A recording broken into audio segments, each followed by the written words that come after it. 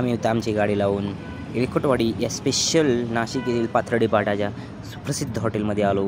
अशी काही एंट्री होती, गेट एंट्री खूप ॲबेन्स भारी होतं. काही आकाशकंदील लावलेले होते, भरपूर काही झाडांचा शो केलेला होता. त्याच्यानंतर लगेच छत्रपती शिवाजी महाराजांची गेटची एंट्री आणि त्यांचा आम्ही पाया पडलो आणि लगेच त्या साईडला एक छोटीशी हिर होती.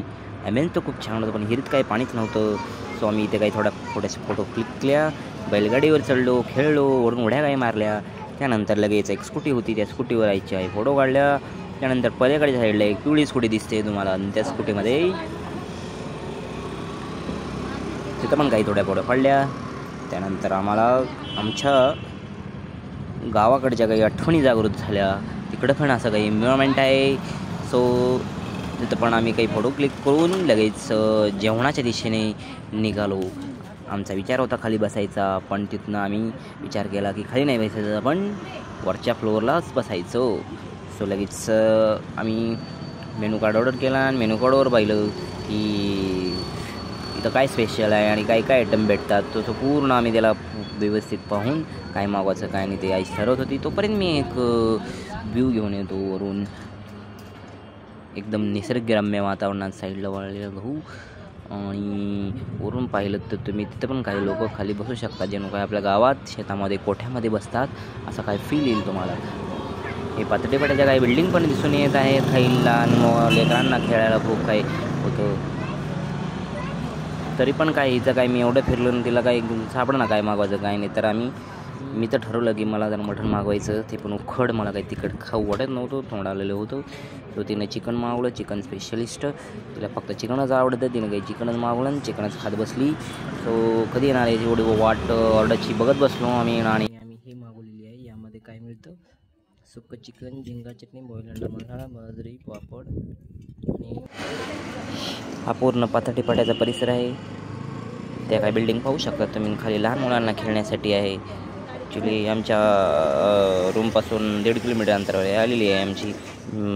मी जे काही ऑर्डर मागवली ते पण आलेले आणि चिकन थाळी पण आलेली आहे. ॲक्च्युली आम्हाला यामधलं हे झिंगा बिंगा आहे ते काही खाऊ वाटत नाही. आम्ही ते काही लगेच वापस करून टाकलं, कशाला वाया घालावं म्हटलं. आई कसं चौकात आहे बघा. आपल्याला तर मटण आवडतं, आपण मटण खाल्लं बाबा, मटणच मागवलं. मटण खूप आवडतं मला खायला. नंतर आम्ही मनसोक्त खात राहिलो, थोडीशी मजा केली. माझं जेवण लवकर संपलं, मग हिचा फोटो काढत बसलो आणि हिला खवळत बसलो.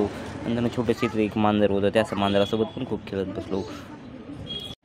तोपर्यंत तिने जेवत आहे तोपर्यंत काही मी थोडा अजून ह्या मांजरासोबत खेळून थोडासा व्ह्यू घेतो वरून. तर लहान लेकरांना खेळायला खूपच छान वाटेल अशा रीतीने असे हॉटेल आहे. त्याच्यामुळं जेवणाची चव आणि सर्व काही योग्य आहे. भाव आणि दर पण सगळे एकदम जेमतेम आहेत. सो हे बघा, हे कशी खायला लागले. ही एकदा जेवायला बसली की एक तास काही उडत नाही, एकदम सावकाश जेवती. म्हणतात ना ते बाया खूप सावकाश जेवतात, त्यातलाच आहे एक प्रकार म्हणायचा.